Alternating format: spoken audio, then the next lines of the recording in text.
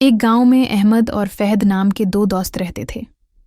दोनों बचपन से साथ खेलते, खाते और पढ़ते थे। उनकी दोस्ती की मिसाल गांव भर में दी जाती थी। एक दिन गांव के करीब जंगल में शेर आ गया। सब लोग खौफजदा हो गए। अहमद और फहद भी भागते भागते जंगल के अंदर पहुंच गए।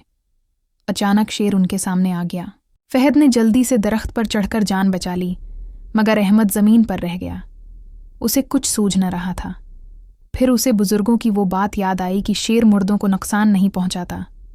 वो फौरन जमीन पर लेट गया और सांस रोक ली।